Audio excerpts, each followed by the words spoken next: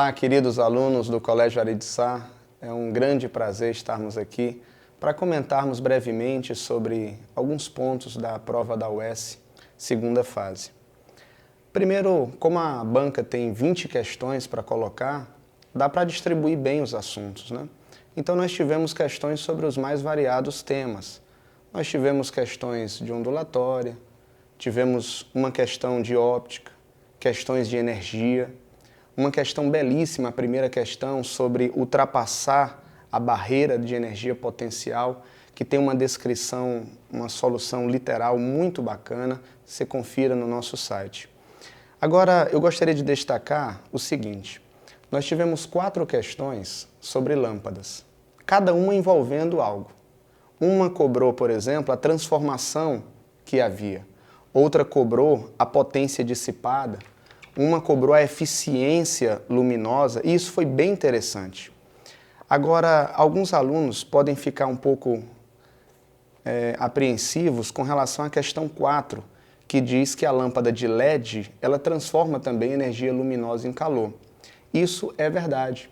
A lâmpada de LED também produz calor. A questão é que a lâmpada de LED, ela possui dissipadores de energia, e esses dissipadores impedem que a luz ela mande calor para o ambiente. Então, com certeza, a quarta questão, houve uma transformação de energia luminosa em calor, resultando no gabarito letra B de bola.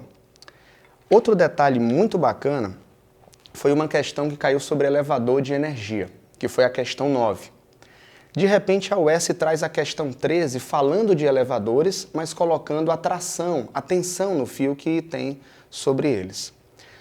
Quando nós olhamos para a questão 14, novamente é cobrado esse assunto, tensão ou tração, só que agora num varal. Por sinal, uma questão muito bem elaborada. A questão 14 tem uma descrição literal e é uma solução muito interessante que a UES cobrou. A questão 15 traz de novo o varal de roupas, que foi abordado na questão 14. Mas agora a abordagem tem a ver com o comprimento desse cabo.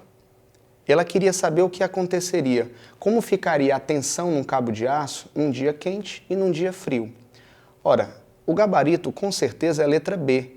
A tensão, a tração ficaria menor em um dia quente, porque em um dia quente ela sofreria os efeitos da dilatação. E com a dilatação, a tendência do fio é curvar, diminuindo assim a sua tensão ou tração. Fazendo mais uma vez um gancho, a questão 19 fala sobre o período e a frequência de um relógio de pêndulo. E mais uma vez a UES cobra o período do pêndulo. Nós sabemos que o período de um pêndulo é 2π raiz de L sobre G. L o comprimento e G a gravidade. Se nós estamos afetando aqui, se nós estamos alterando a temperatura do ambiente, ele pede para aumentar a temperatura. Aumentando a temperatura, nós vamos ter uma dilatação. Então, o comprimento do fio ele aumenta, fazendo com que o período também aumente. E como o período é inverso à frequência, se o período aumenta, a frequência diminui. Agora, gostaríamos de dar 2 observações sobre a prova, na questão 16 e na questão 20. A questão 16, ela aborda sobre o coeficiente da dilatação térmica, agora note, no Sistema Internacional de Unidades. Esse sistema internacional é o Kelvin, então deveria ser a resposta Kelvin a -1. Mas a UES deu como resposta graus Celsius a -1. Fica esse lembrete que deveria ter sido Kelvin a -1. Agora o prejuízo aqui é pequeno porque nós estamos falando de variação de temperatura. E nós sabemos que a variação de temperatura Celsius é a mesma variação de temperatura Kelvin. Por isso, o problema não é maior. Mas na questão 20, aí cabe uma atenção especial à banca. Por quê? Porque ela pede aonde o campo elétrico seria nulo. Bom, a gente sabe que o campo é a força sobre a carga. Para o campo de uma carga ser nulo, a força precisaria ser nula. E aonde a força deveria ser nula? A UES deu como resposta a letra D. Seria nula exatamente no meio. Isso é verdade quando eu tenho cargas de mesmo sinal e mesmo módulo. A UES diz no enunciado que as cargas têm o mesmo sinal, mas ela não diz nada sobre os módulos das cargas.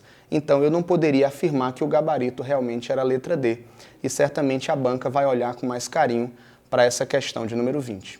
Mas temos certeza de que, de um modo geral, a prova foi bem elaborada, contextualizou e trouxe questões inovadoras como a questão 1 e a questão 14. E temos a certeza também de que os nossos alunos conseguiram se sair muito bem.